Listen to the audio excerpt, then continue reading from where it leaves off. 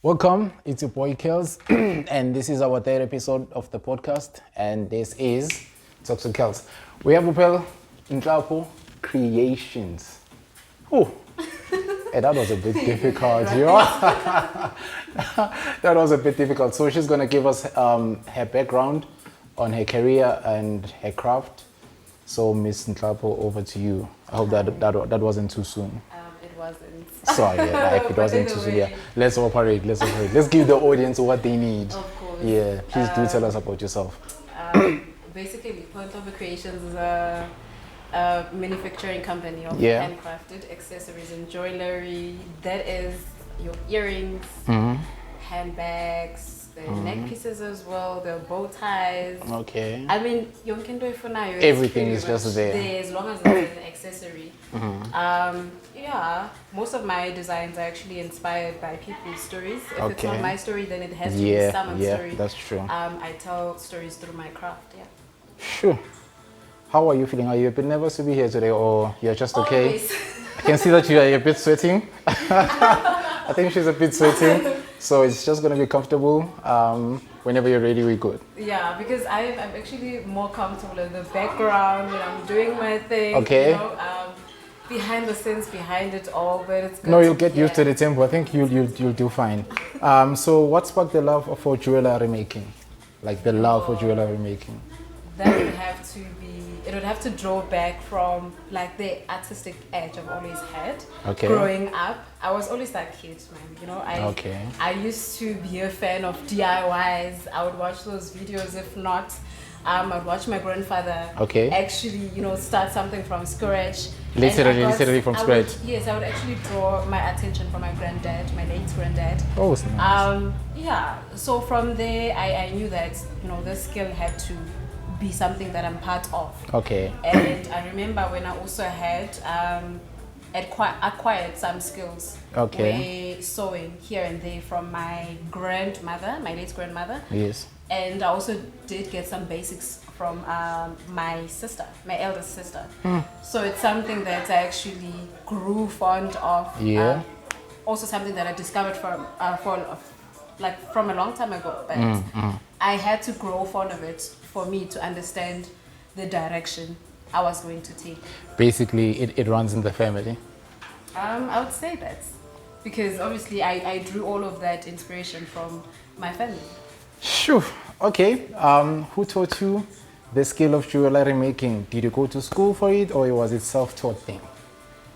The thing about this, which I had basics. Yeah. The basics I had were from just sewing, Yeah. But I was doing that with my hand. I was not able to use a sewing machine, so I only got the basics from my grandmother, my late grandmother. As you mentioned, yes. Yes, and also for crochet as well. For? I also crochet. Hey, we learn. I did it for my sister because I think it's a subject she did at school at some point in primary school. Sorry to disturb you just a bit. It's the name is what? Crochet. There's a T at the end, but crochet. Crochet. Okay, cool. You can carry on. Yeah. Crochet. So anything else? Everything else is actually self-taught. Yeah. I make use of. I try by all means. When I buy something, I want to see how it was made. If I have to, I would have to actually start from scratch. I'll try. And also. YouTube also helps. YouTube I know. Is the best school ever. Yeah, I mean, that's guys, true. You don't have to actually spend a lot to teach yourself a skill. What you have to do is just find the passion for it, and obviously all of the time you're going to spend on it is going to make sense. So everything is self-taught. So you would recommend beginners to go to YouTube if they want to start something? Yeah, that's what I would do. I mean, there's a whole institution of everything. You can learn everything on YouTube. But the trick is in actually watching something, learning about something new, but you would have to add that certain element that will just define you in whatever you are crafting. So you have to come up with a certain signature from what you learned from wherever. Where is your personality in that? Where is your contribution towards that design or towards that creation, if I can put it that way. So yeah, that's how I actually get to learn stuff. And most of the time, when I make mistakes, that's when I actually come up with new designs. Ooh. Because I want to fix, and me fixing is actually something that comes as signature, and it works out for me. So when she makes a mistake rather, you say it's a new opportunity for what? To come up with a new signature, come up with a new design. That's nice. No, that is nice. What is the special element that you add to your accessories that make the stand out and look unique? Like if you look at your product, what makes it unique and what makes it stand out when it receives your customers, your potential customers, and anyone who's interested in your craft? The fact that I usually use household materials. Okay. For my craft, I use stuff you can actually recycle. So can we bring this in? We can. We can actually bring it in. How do we do that? I don't know. Do we remove it? Just tilt it. Yeah, just. Because I think I don't know if it's possible to see Bambi. Just to. Oh, it's a stand. Yeah, it's a stand. Okay, cool.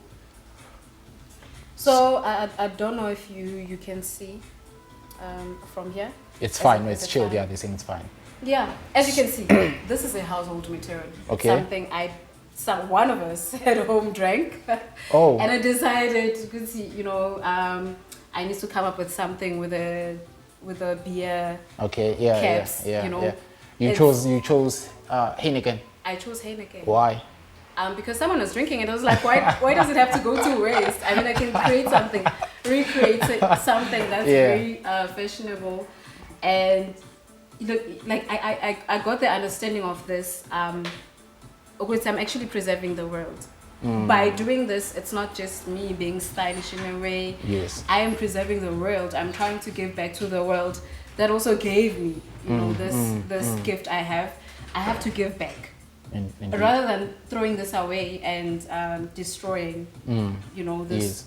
We have to give back to it. So I wanted to recreate something, memories. I'm preserving some stories. There are people that would die for this drink. So I'm like, why not? I'm giving love to those people as well. And another thing that I would also stipulate is the fact that I use stuff that are very, they have there's actually a box here. Okay. Yeah, there's a hardener, like my hardeners. Yeah. Most of them, or usually all of them, are actually boxes. So when I do that, I'm still doing the very same thing. I'm still doing everything in the name of recycling. I'm doing everything in the name of recreating stories. Yes. Recreating memories, And there's... I'm more interested in this one. This one. Can you please take it out, this one? This is a peg. Yeah. As you can see, this was just inspired by, the fact that you see this every day. Yeah. By saying, I usually use household materials. It's usually things like this. It's inspired by something that I know that I use every day. So I would see it sometimes and think, but what is it that I would have to, do to actually bring this thing to life? And a design would pop up, and I'm like, yes, this is just a story. This is just an everyday thing. This is what you do. You use this for your laundry. You use this for anything else. That's true. I mean, we just want to keep preserving our stories, our memories, our customs, things that we do daily, and we just put them in just one thing, through art. Oh, no, it's quite moving. So when you got into this type of craft, did you automatically know that it would make a source of income for you? Initially, no. I didn't, honestly, because when I started, the main goal was I want to wear something that's going to bring out the alter ego in me. You know, I'm very reserved as a person. Okay. Very quiet. For me to be able to actually bring out a certain alter ego, I needed something to actually hold on to, you know. And it was my craft. It started when I was doing music full time. I'm performing live music, but I just want this certain look that I don't get. I go into a store, I want this certain like types of earrings. I don't find them. I want the certain piece to actually go along with what I'm going to sing or whatever I'm going to deliver. I don't get it. So what's the next move? Create something out of, you know, whatever you are actually imagining, so that you can actually revoke your alter ego. And that's how it came about. So in creating all of the jewelry, I'm concerned, is it more about yourself or about your customers when you are creating the jewelry itself? It's about everything. It's Okay. not only about myself. Like when I started, I did say that my goal is to preserve stories, to preserve customs, to also teach people about different aspects of life. You know, there's diversity in everything. There's diversity in everything, true. So when I craft something, the fact that I also deal with custom-made products, it means at some point I get to learn about something from That's you. true. That's true. I would have to understand something from you for me to be able to actually bring it to life. So when I'm doing that and I'm able to actually come up with an end product, it means it's no longer about myself, but it's your story that I'm delivering to the people. Yeah, that's true. You know, at times it would have to be on my side that I would draw inspiration from some of the things happening on my side.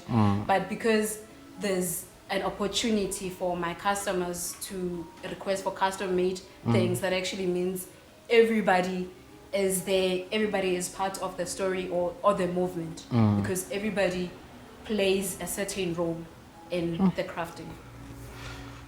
Phew. You sound tense.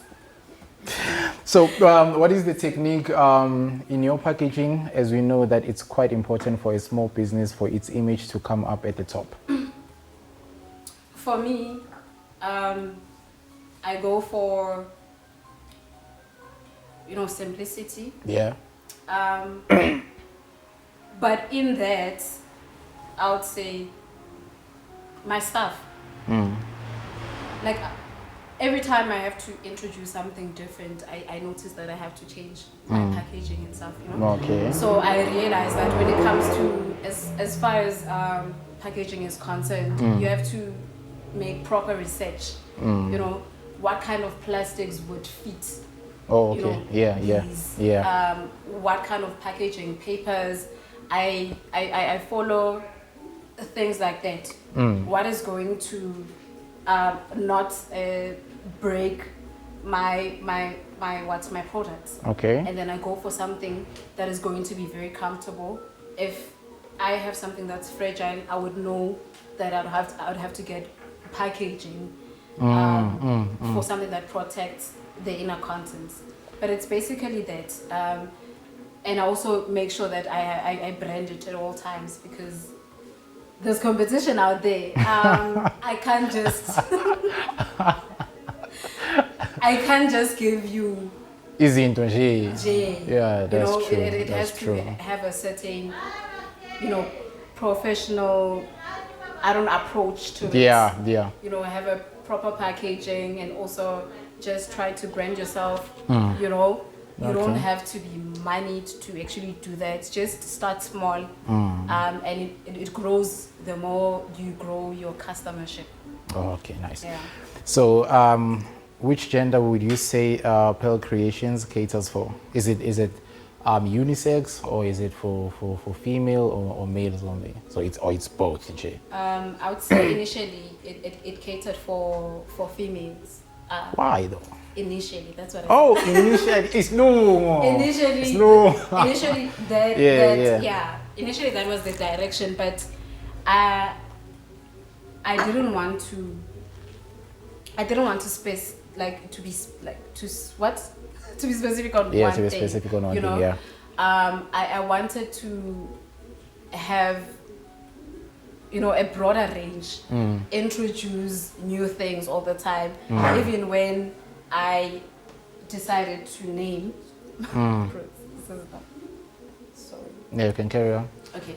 So even when I decided to name the company, I wanted to come up with something that was not going to limit me. Okay. At the end, when I said Nhlengethwa Creations, imagine if I said Nhlengethwa earrings, Ooh. I was going to get stuck on just, the earrings, making earrings. So when I used an umbrella term and I said creations, that just that opened doors for me not to limit myself at the end. Okay. So that if I want to introduce anything by men, I can do that. So I do have products for men. Okay. And also women. I do also have unisex products as well. So that is also growing because I want to keep introducing stuff for men now. So it's not yet on the market? It is. It is? The bow ties. Oh, The ties are, and some of the jewelry are for men. And the bags are, most of them. Okay, this one. This one specifically, the sleigh pack bag is actually a unisex bag. So I do cater for men. It's just that you did not leave us out. You just need to know. Yeah. You just need to know how to deal with your cards, how to shop for your own style. Then you'll know. No, understood. I'm actually there for the guys. Understood. So, what were your personal challenges when you started that maybe triggered you wanting to give up, if there was? I don't know if you understand the questions. Yo, I do. You do. But there's a lot. Yeah. Running a business comes with that. I mean, every day comes with a new challenge. Yeah. And the moment you feel like business is consuming more on your side or demanding more on your side, and the benefits are actually close to nothing, it actually gets to you. So it has got to me at some point when I felt like, I'm putting so much into this, but people don't actually understand, the message I'm trying to bring across, or the brand on its own, because you have less customership. Like, you work too hard in pushing this, but as soon as the business side of things start to backfire or they don't go your way, then that's when you actually feel like that it's actually a setback, because you're giving too much and they're small benefits. But that's actually the nature of it all, because at the end it all comes back to you reaping what you sow. So and most of the times what actually pushes me or drives me back to actually pushing more is the fact that I know I'm being original in this. I know the passion and I know the drive. I know my story, and for me to be able to make you understand the brand, it means I have to actually push you. That's true. Or just turn you into that direction of understanding my brand, because if I don't push this, no one else is going to push as much as I needed to be pushed. So it's just a matter of that. It happens. It's a back and forth thing. So when you started, I'm just curious about this. When you started this whole thing, what was the criticism from people? Because I'm thinking, you're coming at Kasi and you're introducing a whole new different set of Kasi. Like what level of criticism did you receive?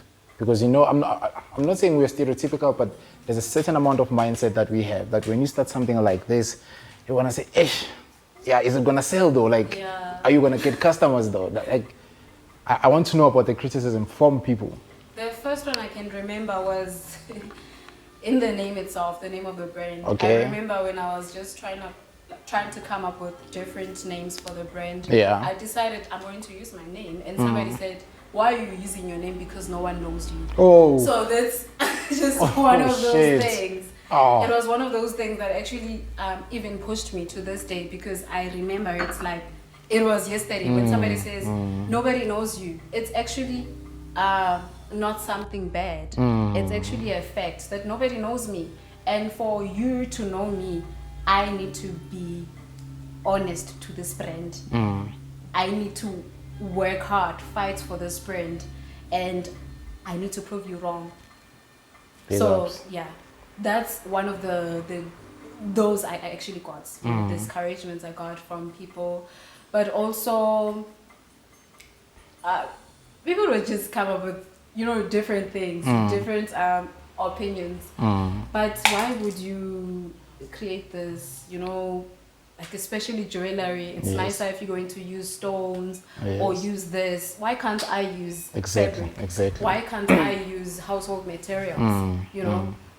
They question everything, but why would you use a PEX? Why would you use But don't you think it's just curiosity more than anything else? I didn't take it hard. Yeah. As well, because the moment you're just going to start, talking like that, for me, it's going to be my duty to just try to make you understand where I'm coming from. We are not enemies. We are actually at the same side. I know you're curious, and this is the new world. I mean, you can dress the way however you want to dress. That's true. You can take whatever and make it something fashionable. You can do whatever as long as you define your own fashion, your own style. You don't need anyone else to tell you this is wrong. You can't be wearing this thing. It's a shoe. Why would you put on a shoe on your ear? But that's who. Nobody has a code for fashion. That's true. Actually. Nobody has a code for fashion. So for anyone that's interested in finding the material, in knowing more about your craft, where do we find you? Because I saw on social media, I don't know if I'm mistaken, and correct me, I think you have a space in Newtown Junction? Yeah, at the Newtown Junction Mall. So there's a store they call the Detail Pop-Up Store. Okay. So it's me and other local brands as well that have their craft at the store. So it opens on Mondays to Saturdays from 10 to 5 p.m. So you can get my stuff there anytime. Okay. And you can also find my stuff via my online store. Okay. It's poundclappercreations.company.site. Okay. Find everything there, and I also have social media pages. All right. It's Pound Clapper Creations on Twitter, Facebook, and what's the one? And Instagram. She almost forgot about Instagram. So you can also actually buy my stuff from Instagram. If you see a tagged products there, it actually takes you directly to the online store. Fantastic. You can actually buy it from there. So in 5 years' time or in 10 years' time, depending on your time frame, where do you see yourself and the business? Boutiques. Boutiques. I actually want boutiques in different malls. Nationally. And I also want to break out as well, and also go internationally. Just a little bit of a stretch in terms of my customership. Okay. And that's the main focus. And I'm also looking into having facilities to actually train other people to actually do this. Big up. We are giving back this side. I actually want to do that as well. That's nice. That's nice. Facilities. Because if I can do this and actually get a salary from it, it means I can actually help someone else do that. By doing that, it's something that I've already started. I have been doing my research. Like, if I want to do this, what will it take? What would the process actually entail? Does it mean that I would have to get a proper space, get a certain number of people, train them? How does it work in terms of your accreditation? Those are the certain things that I'm researching about. But in the next 5 years, those are the things that I'm looking into: boutiques and facilities to train people to actually do this. No, we'll accomplish. Definitely will accomplish. There. So for anyone that is aspiring to be in your field or their respective field, what is your message of motivation to them? Start now. Start now. Start with what you have. Okay. If you feel like you have nothing, but your idea is the only thing you have, the next thing you need to do is research. You know, the moment you have an idea and you have this edge to implement it, trust me, like you only need to start for you to be able to know what is it that you're going to need next. You know, so if you start small, it's okay. All right. Because you have to build a momentum for it. So you start small, believe your own thing, believe your own craft, believe your own brand. No one else can do it for you. Exactly. And if you doubt, if you're the one that's actually doubting your brand, I feel like everybody else is going to doubt it. That's true. Yeah. For me to convince you that my products are real, my products have, you know, stories, different stories behind them, I need to be able to tap into that world, you know, that I want you to actually join or understand. That's true. Yeah. Big ups. I don't know, I think Mamu wants to ask him some few questions. Okay, just one question. I just have one question. So as an artist, right? Yeah. We literally dip into different things. So what else does Pearl do? Pearl being separate from Pearl Creations and Pearl the person?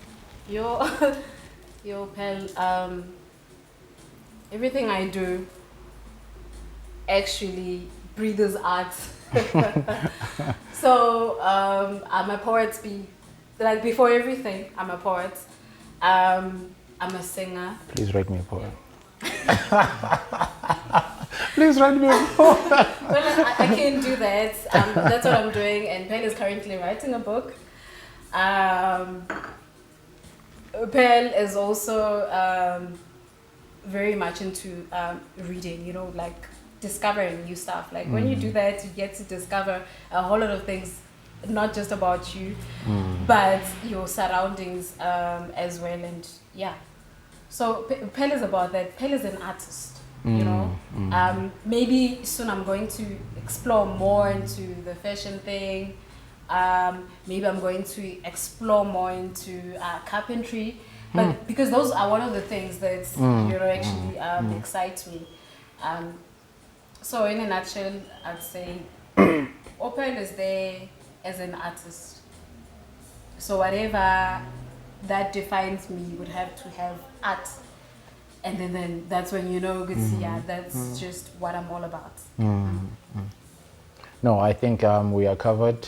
I think the team is covered. I'd like to thank you for your time.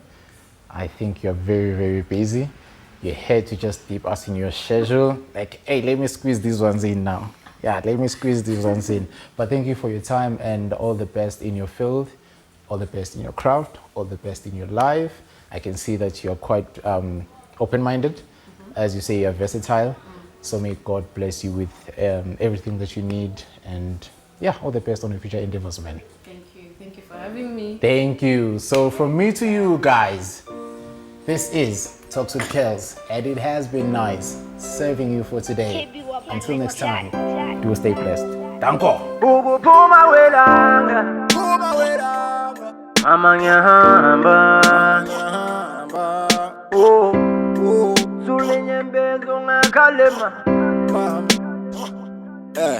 Best thing in the morning, mama ngifuna ukuyekole ukuhlala ngibuke nje mana mangisakhone kube ngiyasipana kube nathi asukole. Best thing in the morning, mama ngifuna ukuyekole ukuhlala ngibuke nje mana mangisakhone kube ngiyasipana kube manje asukole. Ngithi mama ngizobuya, mama ngiyofuna umsebenzi, yaza kukhona lula mama.